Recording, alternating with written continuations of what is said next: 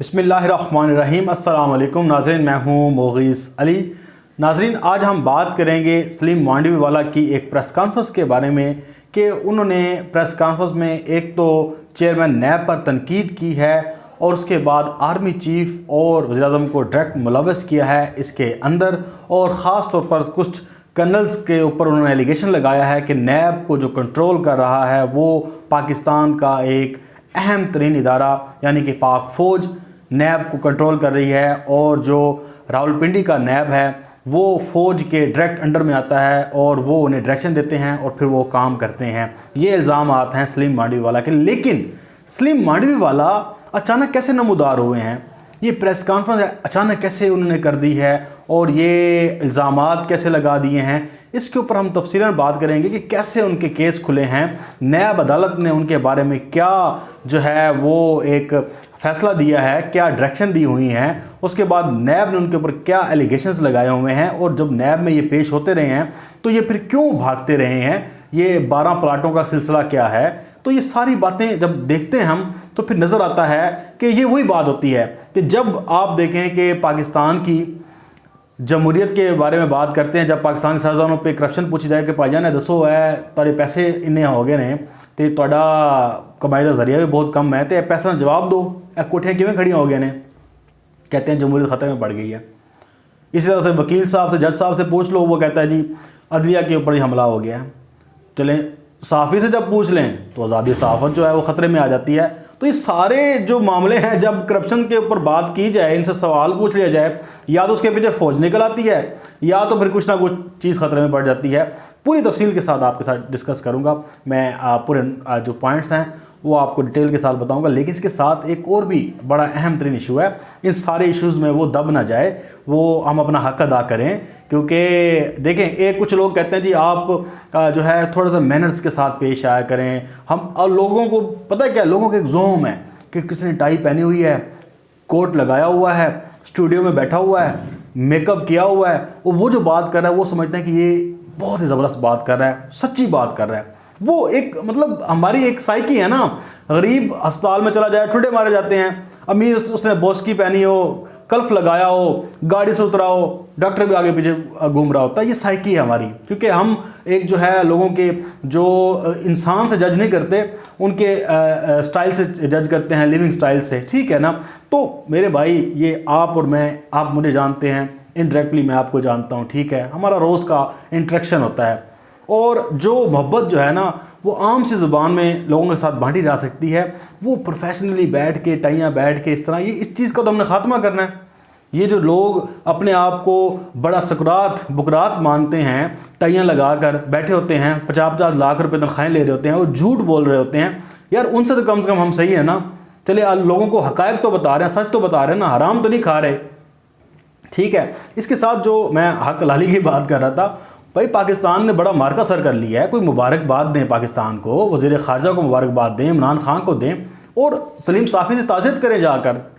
मैं तो करूँगा उनसे, साथ में ही मैं आदिल शाहज़ेब खानज़ादा है, सॉरी आदिल शाहज़ेब तो हम न्यूज़ में एंकर हैं। खैर, इन एंकर्स को तो हम बड़ी अच्छी तरह से जानते हैं, बहुत करीब से देखा हुआ। अल्हम्दुलिल्लाह 6-7 साल हो गए मुझे इस्लामाबाद में। इन एंकर्स को शायद लोग मिलने के लिए तरसते हो, हमने तो इनके प्रोग्राम कंडक्ट कराए हैं, और आज भी मैं पाकिस्तान के एक लीडिंग चैनल में काम कर रहा हूं, और मैं इन सब एंकर्स को भी जानता हूं, इनके इल्म को भी जानता हूं, और मुझे पता है कि इनको प्रॉम्प्टर पे कौन लिख कर देता है सवाल और किस तरह ये बोलते हैं। अगर प्रॉम्प्टर थोड़ा सा गायब हो जाए ना, थोड़ा सा गायब हो जाए, ख़राब हो जाए, टेक्निकल मसला आ जाए, ब्रेक लो, फ़ौरन ब्रेक ली जाती है। ये इनकी इल्मी काबिलियत है। हम तो इनको नज़दीक से जानते हैं सर जी, हमारा रोज़ का इनके साथ उठना बैठना है। 6-7 साल हो गए इन्हीं ऑर्गेनाइजेशन में, इन्हीं स्टूडियोज़ में, इन्हीं लोगों के साथ उठते बैठते, देखते, इनको काम करते और इनसे काम कराते हुए। खैर, टॉपिक पे आते हैं जनाब। पहले बात कर लेते हैं यही हमारे जो OIC इजलास है, आदिल शाहज़ेब ने प्रोग्राम कर दिया, वज़ीर ख़ारजा को बुला लिया। वो भाईजान इसमें तो डाला ही नहीं है आपने, कश्मीर का मामला ही नहीं है। तो वज़ीर ख़ारजा शाह कुरैशी ने कहा, मेहरबानी करो आदिल साहब, शाहज़ेब खानज़ादा साहब, आपकी जो है तसल्ली कराई जाएगी, और OIC पाकिस्तान इस मौक़िफ़ से नहीं हटा कश्मीर के मामले पर, और फिर वहाँ पर जो है मुतफ़िक़ा तौर पर, सिर्फ ये नहीं कि ऐसी खाली मुतफ़िक़ा तौर पर जो कश्मीर के हवाले से जो एक रेजोल्यूशन थी, करारदाद थी, वो मंजूर हो जाती है। साथ में ऐड कर ले इस्लामोफोबिया के बारे में भी, कि वेस्ट जो है इस्लामोफोबिया, इस्लाम के बारे में किस तरह प्रोपेगेंडा करता है, उसके हवाले से भी पाकिस्तान ने एक अपना मौक़िफ़ इख्तियार किया। वो करारदाद मुत्तफ़िका तौर पर जो है मंजूर होगी। कश्मीरियों पर जो मज़ालिम हैं उसकी मज़म्मत की गई। मोदी गलत प्रोपेगेंडा कर रहा था, एक भारत में कर रहा था, और पाकिस्तान में जो उसके यहाँ पे जानशीन बैठे हैं, शाहजेब खानजादा साहब, सलीम सावी साहब ने ट्वीट कर दिया। उसने कहा कि जनाब ये क्या कर दिया, इसमें तो रेजोल्यूशन नहीं है, इसमें तो करारदाद ही नहीं है, इसमें एजेंडा ही नहीं है पाकिस्तान का। ट्वीट किया, उसको एहसन इकबाल ने रीट्वीट कर दिया। ये पता है ना आपको, एक ही कबीला है ना, आपस में मिलते जुलते हैं, एक कबीला था इसलिए ट्वीट कर दिया। अब वो माफ़ी नहीं मांगेंगे। ये भारत का इतना बड़ा हमने जो ख्वाब चिकना चूर किया, ये छोटा सा मुल्क है पाकिस्तान है, लेकिन काम बड़े बड़े करता है। पूरे OIC में जाके बैठ के धाक के साथ करारदाद मंजूर कराई है, फिर कहते हैं नहीं पाकिस्तान खारजा पॉलिसी पर नाकाम हो गया है। अब इसके ऊपर तो यार अप्रिशिएट करना चाहिए ना आपको। आप कहते हैं कि हम भूखे हैं, नंगे हैं, फ़कीर हैं, मांगते हैं। हम मांगते, जिन ममालिक से मांगते हैं उनको हम कैसे रौब डाल सकते हैं, लेकिन डाला आपके सामने। भाईजान सऊदी अरब से लेते हैं ना पैसे, ये तो बात माने ना, तेल भी लेते हैं उनका, UAE से पैसे लिए हुए हैं हमने, लिए हैं ना, ये तो सच है, कड़वा सच है, मुश्किल हालात हैं, लिए हैं। तो उनके सामने हमने आंखें कैसे दिखा दी, कैसे करारदाद मंजूर करा दी। ये कामयाबी नहीं है। लेकिन ये सलीम साफ़ी साहब, मैं माज़रत करता हूँ, ये जो सलीम साफ़ी साहब हो गए, शाहजेब खानज़ादा साहब हो गए, ये क्या लोग हैं जिन्होंने क्या बेचा पाकिस्तान में। पहले ही अपने प्रोपेगेंडा शुरू कर दिया, पूरे पाकिस्तान में खौफ मचा दी कि पाकिस्तान खारजा पॉलिसी पर नाकाम हो गया, कश्मीर का नाम ही नहीं है, एजेंडे में ये हो गया वो हो गया। लेकिन डूब के मर जाना चाहिए। माफ़ी तो मांगो यार, इतनी तो सकत होनी चाहिए, माफ़ी मांग लें, कह लें कि यार वाह इमरान खान जिंदाबाद, यार छा गया तू। नहीं, इतनी ताकत नहीं है, इतनी कर्ज नहीं है इनमें। ये क्या माफ़ी मांगेगी या क्या इमरान खान को अप्रिशिएट करेंगे। ये तो ये भी नहीं करेंगे कि जो इन्होंने खबर गलत दी है वो उसकी तरदीद चला दें कि भाईजान सॉरी, ये हमसे माजरत। ट्वीट कर देता सलीम साफ़ी, मैं खुश हो जाता कि चलो यार इसको बाद में सही, भूला हुआ था, घर का रास्ता भूल गया, वापस आ गया, चलो अच्छा हुआ। लेकिन नहीं, चलिए छोड़ें जी, ये तो चलता रहेगा। सलीम मांडवी वाला भी आते हैं। सलीम मांडवी वाला को अदालत ने उसके जी कम से कम 20 के करीब उसके जो हैं वो शेयर्स, 20 लाख के करीब शेयर्स जो हैं वो मुंजमद करने का हुक्म दिया है।